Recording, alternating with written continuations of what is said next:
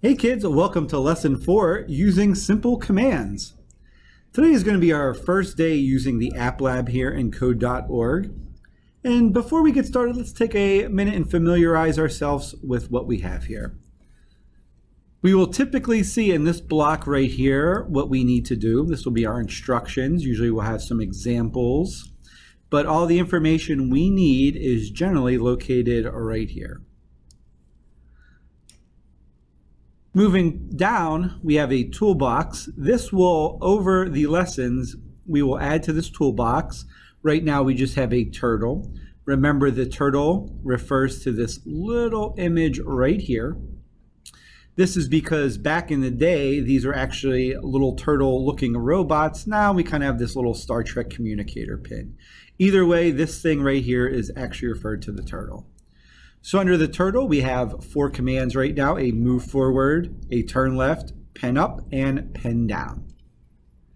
Right next to that, we have a workspace. This is where we're going to be able to drag in our functions to make our actual code.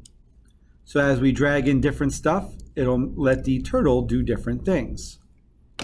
On top here, we have 2 different buttons. One is version history. Let's say you get down a rabbit hole and it's the wrong one and you need to go back either to the start or another version. So if I look up here, I can simply hit start over, or I can restore a version from the past. I'm going to start over just to make sure everything is clean. Hit start over, and look, all the stuff that we put into our workspace is gone. Our final thing here is show text.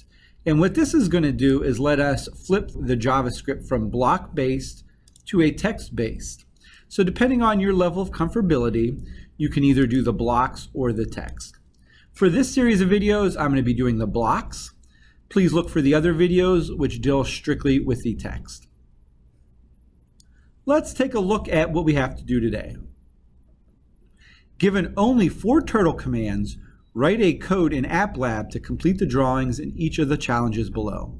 Your goal is to write code that solves the problems as efficiently as possible using only the commands provided.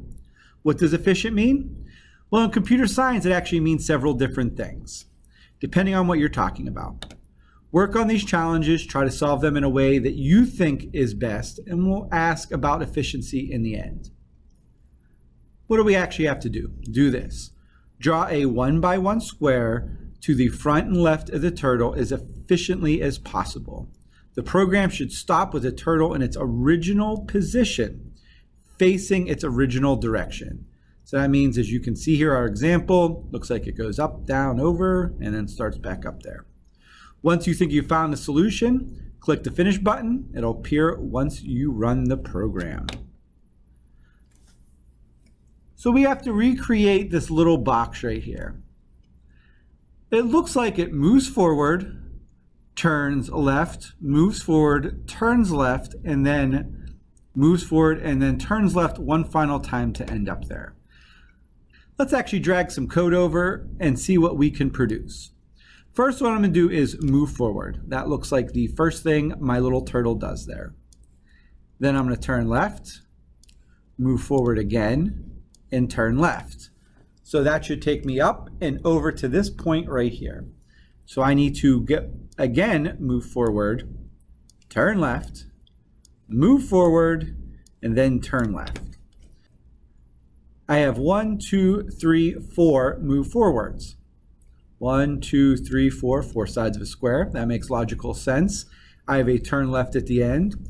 So when I hit run here, my turtle should go and make the same square I see at my example. Let's hit run and see what happens. Look at that, beautiful. If I want to make this go quicker, if I look down here at the bottom, I'll see a little turtle and a rabbit. This lets my code run either slower by the turtle or faster with the rabbit. Let's turn it all the way up and see what happens. Whew, that goes really quick. Slow it down a little. There we go. We can see the commands going over there. We can also see as we run that the code will actually run through here by highlighting each one of these. So as I hit reset, look over there, you can see the yellow box highlight each of these as it goes. This is really helpful to see when I'm running my code to see if something's doing as I intended it to, or if something's going wrong. I can look over here and see how it's ran. Again, I can always go to my show text. This will actually give me my JavaScript right here. Again, we will cover that in another series of videos.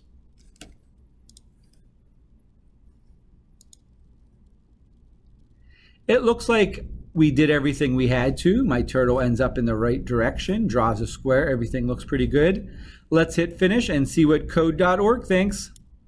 Hey, good job, kids. I'll see you on the next puzzle.